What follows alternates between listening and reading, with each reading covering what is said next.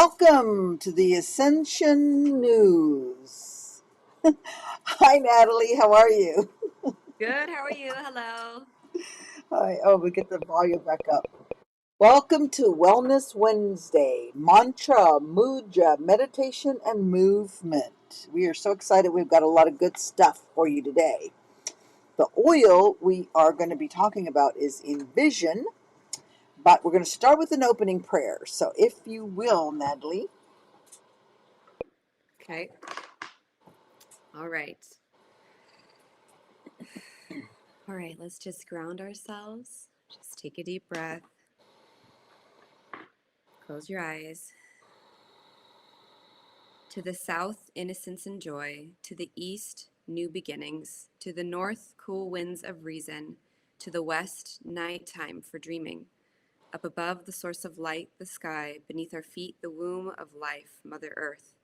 We ask that the energy of love, kindness, and peace be given to our community and the world at large. We ask that the energy be moved tonight and bless all those who will hear. Amen. And so it is. Amen. And so it is. So beautiful. That's so easy and perfect. I love that. Okay, so we're gonna. So, what is a new moon and when do they happen? So, you're gonna start with that. Okay, so tonight we're going to talk about the moon, and specifically the new moon. We got a new moon happening in a couple of days, and so to answer your question, a new moon is a moon that happens every 29 and a half days. So a new moon happens every month. The moon conjoins with the sun, meaning that the moon and the sun are in the same sign. So in the next couple of days, right now the sun is in Pisces. So if you've had a birthday, Gilles, Mary's husband's birthday was yesterday. He's a Pisces. The moon will now move into Pisces as well. So the moon and the sun are in the same sign, and that's when the moon is new. And the new moon is the absence of light. So there will be no moon visible in the sky. The moon will be completely blocked. It's also known as the dark moon, but some people favor the term new moon. It's the darkest of the lunar cycle. So ancient farmers and people that have garden and things may be familiar with this, but ancient farmers noticed that seeds that were planted during the new moon took root better. And there's a theory that things actually will grow according to lunar cycles instead of solar cycles. So that's an interesting little fact about the moon. So because of that, I want to add something to that. Gilles grew up that way. His father was a farmer, and they planted all around the moon cycle. Yeah, see? It's real. My husband does it also. He waters our plants, our house plants, according to the lunar cycles. And like watering and harvesting is something different, but planting specifically yields the best crops when it's done at the new moon or no moon, dark moon.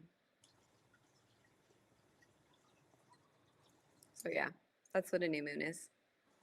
They happen every month. All right, and then you're going to go into what do you do during a new moon? So in the realm of manifesting with lunar cycles, women tend to be in tune with this because we have our own internal lunar cycle with our life and death cycle. So the new moon ritual that a lot of people might be privy to is for manifesting. So at the new moon, when you plant your seeds, is the time that you would be calling in your goals, setting your intentions, really honing in on your desires, your wishes. It's about turning within because there's no light on the outside, right? So there's no light. If we're a wild primitive people and we're out in the forest doing our thing, you can't see anything because the moonlight is not guiding your way. So you turn within and you look for your internal moon, and you look to that own wisdom of yours that you have within you to manifest things. So you're going to trust yourself. You're going to seek the wisdom within, planning, setting goals, et cetera, et cetera. the easiest ritual to do during a new moon is to journal, write your intentions, and be really specific. Sometimes people have a hard time asking for things. So if you just kind of Yeah. willy-nilly ask for riches or wealth or a job, the universe is going to say, okay, like, can you be a little more specific? Like, it's like, what does that look like? Name a profession, name a dollar amount, name a destination, name what you want, and stand in that power and really say, this is what I want. And when you write down those things, you're committing to the universe. Yes, this is what I want. Yes, I'm going to do what it takes to get the blockages out of the way. So if that's, you're in a dead end job that you don't like, but you want something else, what steps can you take to put yourself in that position to get that job? Is it going back to school? Is it, getting a certification of a different kind? Is it moving to a different city? All of those things. So you're co-creating with the universe. You're saying, this is what I want, but you're also getting out of the way. So you're remaining flexible so that the doors might open, because the universe has that funny way of not just handing things to you Yeah. the way you think it's going to happen. So sometimes there's a little bit of those that are familiar with the tarot, there might be a little bit of a tower season or a tower energy, which is a little bit of a destructive energy, but it's always for the purpose of rebirth. I Always. like that. Yes. Always with the purpose of rebirth. Always. So even, there's always in the thought of co-creation, there's always that, okay, this might kind of suck right now, but I know something better is on the horizon. I know something better is past this hurdle. And so you're facilitating that co-creation. You're like, all right, universe, I'm gonna ride this wave. Wow. Okay. So then the timing. So tell us about the timing. Yes. So the timing is really specific. So if you look under, I think the Farmer's Almanac might have this really specifically, but there's apps that will tell you the exact time for your time zone. If you're in the northern or southern hemisphere, at the exact time, the moon will be fully dark. So I don't know exactly what time it will be, because it's usually in either Eastern time or I think it's universal time. I forget what they call it. But you look it up for your time zone, and the most potent time for manifesting on the new moon is within the first 8 hours. So if the moon goes 100% dark at 1 in the morning on Saturday, you have 8 hours after that to work your most potent magic. If you can't get in that window, which sometimes is kind of hard, especially if it's in the middle of the night or if you're at work or something, you have up to 48 hours to really harness that energy.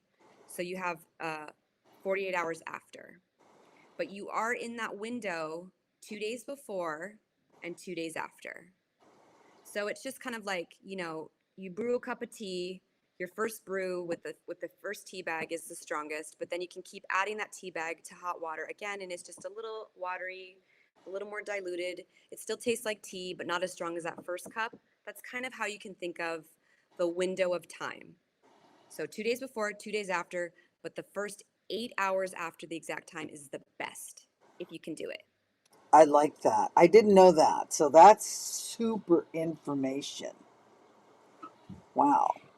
Yeah, the Okay. moon is a fast-moving planet, so it's gonna stay in that sign. It depends. It can be anywhere from 2 to 2.5 days. Sometimes it might be a little less, but for the majority, the moon will be in Pisces for around 2.5 days.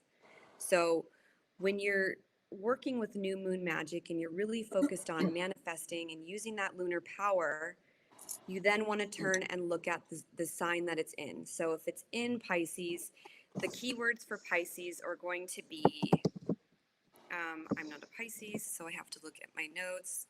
Keyword for Pisces are imagination, inner happiness, psychic sensitivity. If you have any Pisces, any water sign in your life specifically, but Pisces are extremely psychic. Yes. They are Very, extremely psychic. very. Yes. Yes. Pisces is the last sign of the zodiac. And so when you're looking at the zodiac from a karmic lens, Pisces have been through it. They've been through it. They have incarnated through all 11 signs before they came to Earth in this incarnation, and they landed as a Pisces. And so Pisces have that. They have that wisdom. They've been through it all. Aries is the first one, so Aries is going to be, something a little different, but they're going to be, kind of like the fool in the tarot. They're going to be childlike wonder, the hero, live fast, die young kind of energy. I love Aries. Aries are really playful. Anyway, but going back to Pisces, trust, mystic awareness, spiritual healing, compassion, and releasing helplessness. So those are themes of Pisces that when you're going to manifest your wishes and desires, you can have things that are kind of around those keywords. You can manifest anything, but if you really want to focus on astrological influences, those are the keywords for Pisces. A lot of psychic stuff, inner happiness. Jill is so psychic. It blows me away sometimes when he'll say something to me spot on and profound, and I'll just look at him and I'll say, "Who are you? Where are you getting this information?" And he laughs and he says, "I have stuff. I get information too." He is. I mean, that was the first thing that attracted to me, was that part of him, his spiritual, his deep roots to spirit. Just unbelievable. Pisces are. So Yes, they do. They do carry a really magical wisdom about them. Absolutely. They usually are very creative also. They're usually musically inclined, artistic. They're a little bit of a tortured soul just because they're ruled by Neptune, so they have a little bit of that hard time with the mundane reality of human existence. So they'll kind of have that sort of existential, sexy artist thing usually happening for them. Um, for Pisces are definitely magic. Every sign has something really magical about them. yeah, But and they're humble. They're humble. Oh my God, so just down, just trying to be fairness. It's about fairness for them and their yeah, humanity. Just crazy. yeah, It brings yeah, me to my definitely. knees because I get so self-absorbed and selfish, and when I see him, I'm just like, oh, thank you for teaching me to be more humble. Oh, that's so wonderful. I Because he love that. is. He is. All right. So, what do you do during a new moon? Oh, so again, you're gonna tapping into your ritual space. So a very, very simple ritual you can do during that first 8 hours or within the first 48 hours after would be to drop into a meditation. Using the Envision oil would be an excellent thing to touch on. We'll circle back to it, but just lighting a black candle, because black will represent the absence of the light of the moon. Just sitting in that space, writing down your list of things that you want to call in. And a really great practice for manifesting that I've found that works for me is writing the things that you want in an affirming tone. So in present tense, I have all the happiness I need, instead of I want or I call in. Stating in a way that you already have it tells the universe, okay, like that's the vibration you're putting out there, as if you already have the job, you already have the house, you already have the boyfriend or the girlfriend or the partner or the car or whatever it is that you want will really help. And then closing that with some type of prayer to affirm that this is true. So what I do for myself is I write, um, everything above is true for the highest good of all, because that's very important. You don't want something to be Yeah. taken away from somebody else to be given to you, Right. for the highest good of all, unless that's the destiny of someone else, which is something different. But um, for the highest good of all involved. And then amen. And then I lean a little esoteric. So, so it is, so it will be, so mote it be, as above, so below, et cetera, et cetera. And so that's my closing prayer that I always write after I write all my manifestations or my wishes. And then just kind of sitting in that space, you can take a ritual bath with salt water and essential oils, and just really leaning into the energy, because these lunar events, the moon new and full moon are going to be times where things might come up. So Yeah. maybe you're kind of having a hard time, maybe you're having, lovers quarrels, or just miscommunication at work, or you're just moody, you're kind of angry. And so those are things that you want to kind of turn and look at, because maybe there's blockages there, or things that you got to kind of address and get out of the way, so that when you're manifesting stuff, it'll come a little easier.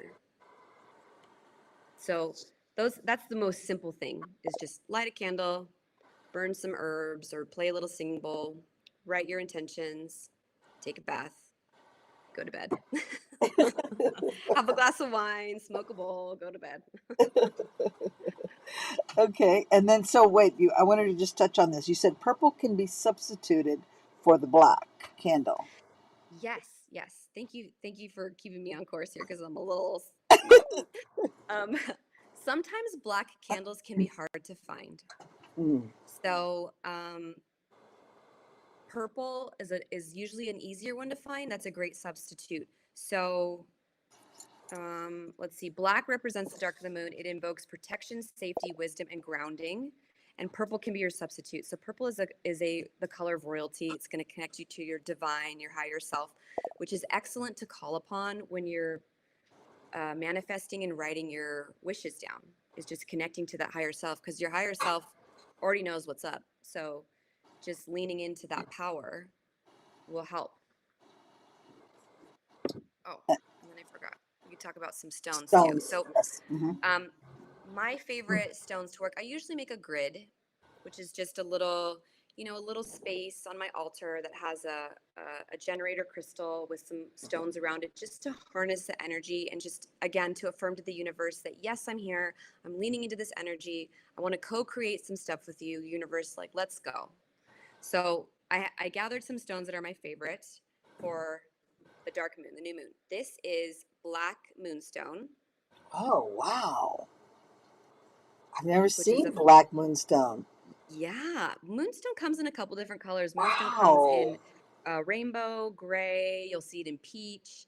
This is black moonstone. So this is Wow. yeah. There's also going to be a little bit of grounding happening. So using these stones together, or whatever calls to you, is a good idea. But always, always, always black tourmaline. This is like a fan favorite, because black tourmaline is always a great one to carry on you. Turn it to your left. Bring it there. Okay. There we go. Always a good one for protecting you from psychic attack, negative energy. If you're going to get into any kind of energy work, Reiki, mediumship, channeling, anything, you definitely want a black tourmaline. And this works. This will repel the yuckies. This one needs to be cleaned very frequently because of that, but it's very effective. So black tourmaline. Smoky quartz for a little bit more grounding power. Smoky quartz is a good one for that. Nice gentle quartz energy. Iolite, upper chakra stones. So this is beautiful. Going to connect you to third eye. Hematite. Everybody knows this one. It's like the silvery one. Sometimes these are magnetic. Yeah. Hematite. It's a good one. It's a great complement to black tourmaline. And my favorite, labradorite. Me too. I love labradorite. Labradorite. Yes. Beautiful. And like the flash. Hold on. Where'd the flash go? Yeah.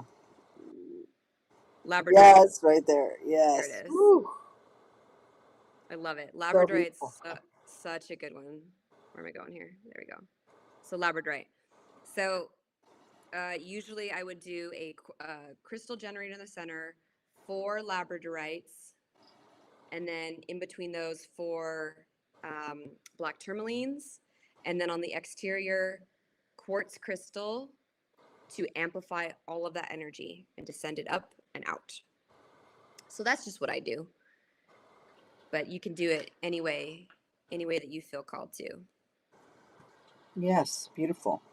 Okay, so I just want to go over again the difference between new moon and full moon, just so people can hear that again more clearly. Yes. Okay. So the difference between a new moon and a full moon is that the new moon is the beginning of a 4-week cycle, right? So you have a new moon at usually around the beginning of the month, and then 4 weeks later you have a full moon. So in terms of manifesting and magical practice, the seeds you plant at the new moon will then potentially, if everything is in alignment, come to fruition at the full moon. So those seeds are planted, and then as the light comes back, because you're going to start to see as the days move away from the new moon, you're going to start to see like the little sliver, the little thumbnail, and then it'll be the Cheshire cat smile, and then it'll be a lemon slice, and then you're going to get to be, you're waxing it, all that. And then it'll be a full moon. So the light will come back. So that light is feeding the seed that you planted at the beginning of the month, and then your wishes come true in a perfect world. Sometimes it takes a couple of lunar cycles. Sometimes there's some stuff you got to give up. So the new moon, you plant the seeds. The full moon, it comes to fruition. So at the full moon, you're releasing. So you're releasing anything that you need to, any of that excess baggage, any of that shadow work. The full moon is going to shine a light on all of the stuff that you got to get out of the way, the things that you got to let go, personality things, situations, people, behaviors, practices, anything that will help you get to those seeds that you planted. So they always happen every month. There's always a moon happening. So in terms of astrology aspects, I'm a Taurus moon, Taurus sun, Taurus moon.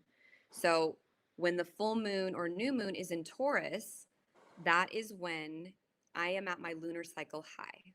So at lunar cycle highs, those are great times for doing important things. When it's in my opposite, which is Scorpio is my opposite, those are good times to do mundane things. So your routine things at the low. So if you're a Pisces sun or Pisces moon, you're probably feeling pretty good. Typically, you're usually pretty balanced around new moon or full moon if everything's going well. So Aries, the opposite of Aries is Libra. The opposite of Taurus is Scorpio. The opposite of Gemini is Sagittarius. The opposite of Cancer is Capricorn. The opposite of Leo is Aquarius. And the opposite of Virgo is Pisces.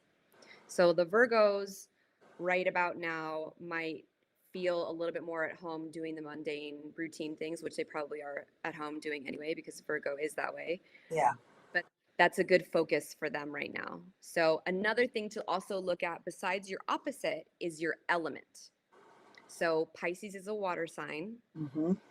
And so if you're a Scorpio or a Cancer, you might find a little bit of balance here as well, because you're at home with that watery moon. A earth sign, Virgo, Capricorn, and Taurus are earth signs, might maybe feel maybe a little uneasy, or they might be okay because, again, like the opposite of Scorpio is Taurus. So there might be a little bit of complementary energy there.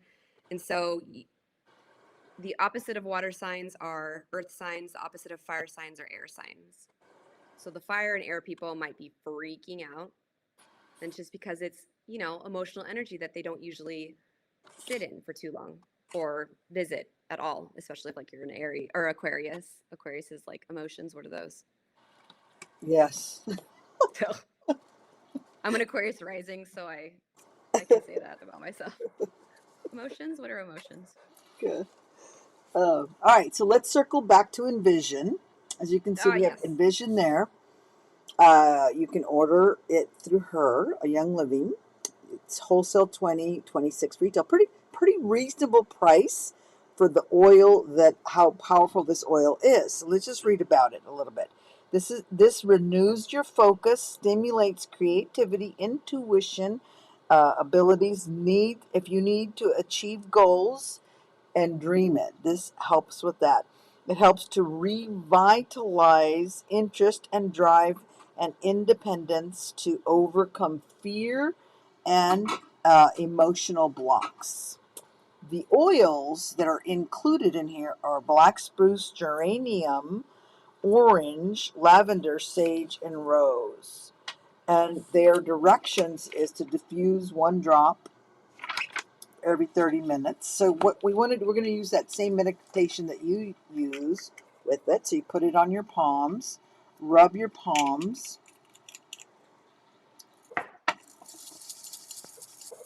and then you're just going to inhale and then exhale. We're going to do that 3 times. Inhale, hold it for 5. Inhale for 5, hold for 5, exhale 5.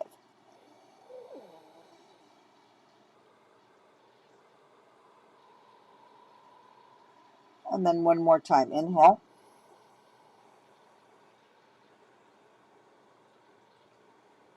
And exhale. And then you can put the rest on your hair, on your neck, on your hands. Okay, so today's mudra is union.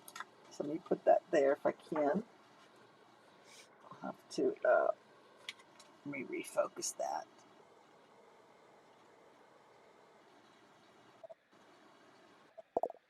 Oh,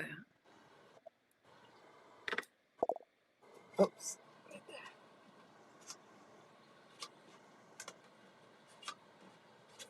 I have to put that there in front, right there. Oops. Okay. So this one is a really beautiful mudra. So you want to, let me read the directions. It's about intimacy and connection. There it is. You got it.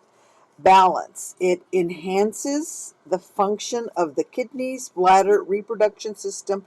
Balances masculine, feminine. So for me, the moon is feminine, and we always have to balance it with the masculine. That's why I chose this one. Cultivates a sense of safety and intimacy. The moon is intimacy. It is about love. It's about stripping down, showing your emotions, being real, being vulnerable, surrendering.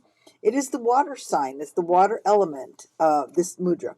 Okay, so what you want to do is cross your wrists together with your hands back to back. The left hand closes to the heart center. Hook the little fingers with the tips pointing upward, with each hand touching the pads of the thumbs to the middle and index finger. Extend the ring fingers upward and slightly at an angle. So yes, bring it up higher so people could see it. Yes. Oh, so beautiful. Okay, so here I'm going to do the mantra. Here's the mantra. I allow a greater bond and connection to all energies. Taking a deep breath with your eyes closed, touch your hand close towards your heart. Feel the warmth connecting from your heart through your hands. Energy moves from left to right and back to center. Feel yourself wrapped in a circle and flowing in light. Feel the coiling of the DNA charging up the spine. Become the light. Feel yourself as safe, protected, and held in the warm embrace. So it is, so it will be. Okay, now we're going to go. beautiful. Yes, we're going to go into the yoga pose. The yoga pose is the cow pose. So let me show you how that looks. Cat cow.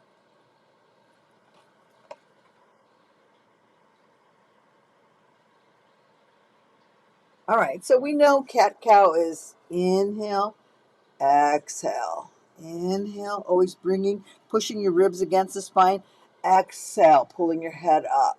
Really letting your little wings, your arms are down on the ground, your wings touching, and then inhale, exhale. You want to do that at least for 5 minutes in the morning. It's real powerful because when you extend your spine, you expand your mind. And that is basic Pilates, basic core connection, mind, body, soul, spirit, emotion. All right, now let me show you the, wow, that's strange. I'm going to show you the Pilates move. Okay, this is called, and I'm going to, Oh my gosh, Mary. this is called telepathic. Okay, this is airplane. So it's hard to bring your legs up like that without some sort of spring pulling them up, or a rubber band or something up, high on the door. But you could do like a leg lift. You could do a leg lift holding at that angle and then bringing it back. Airplane allows you to connect with your telepathic abilities. And how it does that is this. Remember, Pilates begins in the feet, from the feet up here. So you're pulling your feet from here. So you're pointing, you're sucking up those legs into the hip socket.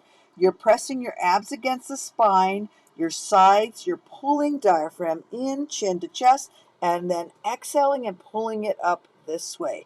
As you lift your legs, and then on the exhale, you bring it down. That kind of fanning stimulates the third eye. It opens the third eye for possibilities. So, I guess that's my last one. All right. So, that's what we have for today. So good. Let me just focus that again. There we go. Okay. So, for the meditation, you're going to do the meditation part, right? Yes. All right. All right. So this is a new moon meditation that has a little bit of cord cutting in it. Oh, So, I like which that. is so good. I Yeah. like that. Okay. All right. So just become comfortable. Sit or lie down if you can. Take a deep breath. Close your eyes.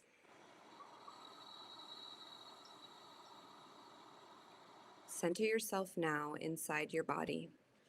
Bring all of your attention to the swirling energy centers within you. Breathe deep now. Inhale and exhale. Envision all of the energy you exerted today as golden cords of light leaving your body and connecting to all of the people you spoke to or spent time around today. Each interaction with another person, positive or negative, still has a remaining energetic attachment. Spend a moment now thanking each person and source for today. Express gratitude for this living moment you are in right now. All of that energy has been transmuted and changed over into positive divine light. Begin to cut all of your cords gently with a blade of light. Pull all those cords back into you now, bringing all of your spent energy back into your body. Feel your body begin to fill back up with all of your own energy. Replenish every space within you with pure golden white light. Begin to form a glowing ball of light in your heart space. See it grow larger and brighter.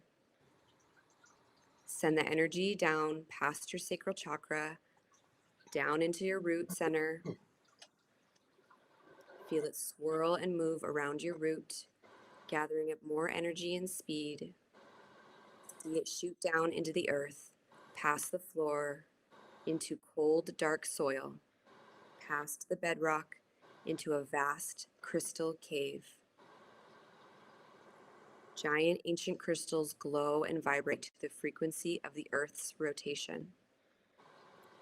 Feel yourself connected to this crystal cave as your light turns into a living root system. See the roots grow thick and strong as the quartz crystal cave begins to charge your root with all of the Earth's vibration. Now you can feel the pulse of Mother Earth. Take a moment now to look within. Be still inside of yourself. Feel space and time in its infinite form. You are everywhere and right here at the same time. Your guides come closer now to spend time with you in this moment. You can't see them, but you can feel and hear them. Are you hearing any clear messages? What are you feeling? Spend a moment now thinking of anything that no longer serves you. Think of all the things you don't want to carry any longer. Send those thoughts, situations, ideas, and feelings down your root system and into the cave. It's safe to leave these things here if you're ready to shed them.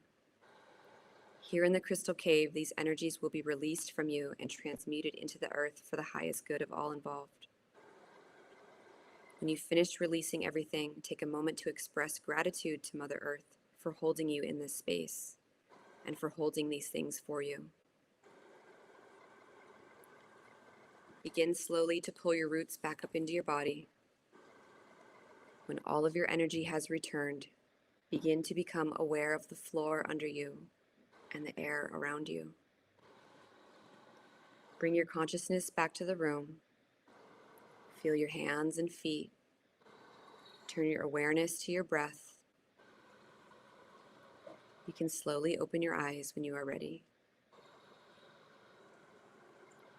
Beautiful. Oh, perfect for this time. Perfect for this time. Thank you.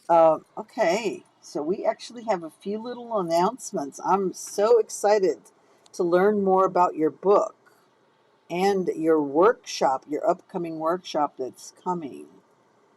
So tell me about your book first. Yes, so the working title now is the Energy Workers Manual, and it is going to be a beginner's manual on how to protect and shield yourself when you're meditating or beginning ritual work, and just how to kind of lean into your intuition. So that's what it is now, but who knows what spirit will turn it into. Because it has a tendency to evolve constantly, Yes. daily. Okay, so what about your workshop? Tell me about your workshop. Yes. Okay. So, in around the next new moon, which is April 12th, I'm going to be teaching a workshop on how to create an altar and just how to start your magical practice. So, if a magical practice and having an altar space is something that is appealing to you, this is definitely something you want to check out. I'm still working on the details of the location here in Las Vegas for the physical class, but I will also have a Zoom class available. So that will be around the new moon next month. Oh, that's going to be exciting. You're such a wealth of information. That's amazing. Okay, so let me go back over here. All right. And I guess our next event then is going to be, so you're not going to be here next weekend, so I'm going to get, I got a couple of subs, and but then possibly we're going to do part 2 of Moon Manifesting on the 24th. Yes, possibly. So if not the 24th, it will be the With the following week. following week. Okay, so we'll know when we know. Yes. Okay, so I have a few. If you want to get a hold of her for information on her workshop, tell us how people can get a hold of you. So my website is, or my email is earthmothercoyotechild@gmail.com. And that's the best way if you want to send me an inquiry about how to participate in the Zoom class, or if you're a Las Vegas local, I will have the details for the location then. If not, you can follow me on Instagram. My Instagram is the same name, earthmother.coyotechild. And I have my contact information there. My website's up there under my link. And on my website, there's a contact page which will take you to the same email address for inquiries. Good, and then they can, if they want to register at the linked tree Earth Mother Coyote, right?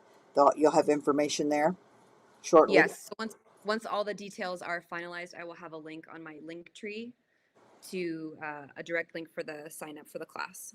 So whether you're local or long distance, you'll still be able to learn her many wisdoms from her. Yes. Okay, and so then we have a few. The next new moon will be 4:12. It's going to be a Wellness Wednesday. And then lunar eclipse is also 5:26 and 6:09. We're going to try to have a few more girls involved on those days. We'll see who wants to participate with us. And we want to thank you for subscribing, liking, commenting, and sharing. Be well, drink water, smile, and laugh. It's going to be okay. Natalie, I love you, love you, love you. I love your Love information. you too. Thank you, thank you, thank you. And I will see you next weekend. Blessings, everybody. Bye, Natalie.